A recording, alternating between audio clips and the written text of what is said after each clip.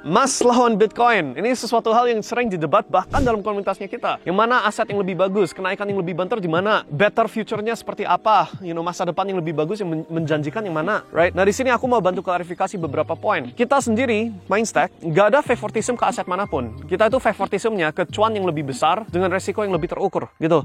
Nah, omong gitu, Bitcoin lawan emas, kita sendiri miliki dua-duanya. Ini omong saya pribadi, right? Bahkan kalau kamu cek ke channelnya Mindstack dari 2023 pun, ingat 2023 harga Bitcoin masih berapa? $30.000, $20.000 sekian, right? Terus dia naik ke 100.000. Itu kenaikan 3-5 kali lipat tergantung belinya di mana. Di 2023. Di waktu yang sama, emas masih waktu itu berapa ya? $1.500 per troy ounce. Terus di situ kita juga menunjukkan kita barusan beli perak dan emas. Ini buktinya. Aku kan di videonya nunjukin kopernya, terus aku nunjukin bentuknya kayak apa. Salah satunya ini koin 1 kilo, right? Gak tahu kelihatan di kamera atau enggak, tapi ini 1 kilo di tahun kelinci, ada gambar kelincinya, right? Sebagai bukti bahwa yes, 2023 kita memang beli perak dan emas. Nah, itu aku kayak main 4D chess ya, catur tingkat dewa. Antisipasi yang ini naik juga. Bercanda. Tapi omong gitu, ini omong portfolio distribution sebenarnya. Persentasenya kemana? Ke kiri, ke kanannya, gitu, right? Waktu itu, 2022-2023, saya juga udah bilang, kita itu favoritismnya itu Bitcoin. Memang ada beli perak sama emas, tapi itu nominal kecil relatif ke Bitcoin. Kenapa? Karena profit potentialnya Bitcoin lebih tinggi. Nah, di situ orang di channelnya Mindstack di YouTube barusan komen beberapa minggu lalu, mungkin masih ada atau enggak, gak tahu ya. Tapi dia komen, 1 tahun terakhir ini emas naiknya 2 kali lipat, 100%. Sedangkan Bitcoin dalam 1 tahun yang sama cuma 50%. Emas yang mengalahkan Bitcoin. Itu komentarnya. Nah, di sini aku bilang, iya bener untuk 1 tahun terakhir. Tapi coba tarik 3 tahun. Kalau kamu belinya di 2022 seperti kita, waktu 2022 Bitcoin masih $15.000, right? $15.000 ke $108.000 itu tanggal yang mana kita secara public bilang take profit, get out dari crypto, dari Bitcoin, right? 15.000 ke 108.000 itu kenaikan berapa? 7 kali lipat, right? Dalam waktu yang sama, emas naik 2, sekian kali lipat. Bitcoin masih merajai emas kenaikannya, mengalahkan emas kenaikannya, right? So, itu kenapa saat itu 2023 mayoritas portfolio kita itu masuknya di crypto, bukan di emas dan perak. Walaupun ada perak dan emas, gak ada yang bilang harus all in kiri atau kanan. Siapa yang bilang harus begitu? Kenapa nggak boleh punya properti, punya emas, punya Bitcoin, punya saham, tapi persentasenya diatur sesuai risk dan reward masing-masingnya. Paham ya? Itulah yang namanya portfolio management gitu. Nah, itu sesuatu hal yang hanya bisa dilakukan kalau duitnya memadai, tapi kalau duitnya udah besar. Kalau duitnya masih kecil, cuma 10 juta, apa yang bisa dibagi? Beli emas 1 gram aja udah 2 juta atau berapa, ya kan? Cuma dapat 5 gram emas. Sedangkan kalau juga mau beli Bitcoin, persentasenya gimana? Kalau mau beli properti 10 juta gak cukup. Paham ya? So, actually, ini sesuatu hal yang harus kamu sadar. Kalau kamu modalnya itu mesti receh. Targetnya bukan aset mana yang dipegang, targetnya itu gedein income kamu. Itu yang harus dilakukan supaya bisa ada saatnya kamu ada pilihan mau properti dan emas dan Bitcoin dan lain-lain, tapi persentasenya macam-macam. Beratnya di Bitcoin saat Bitcoin lagi murah.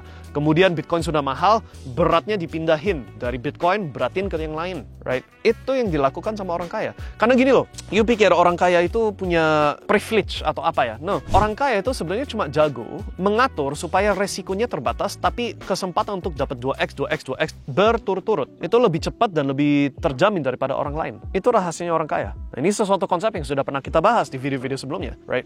But itu yang harus sebenarnya diperhatikan.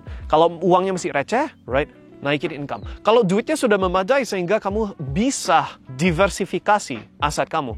Diversifikasinya nggak rata. Diversifikasinya itu berdasarkan yang mana yang returnnya asymmetric. Asymmetric itu artinya nggak simetris.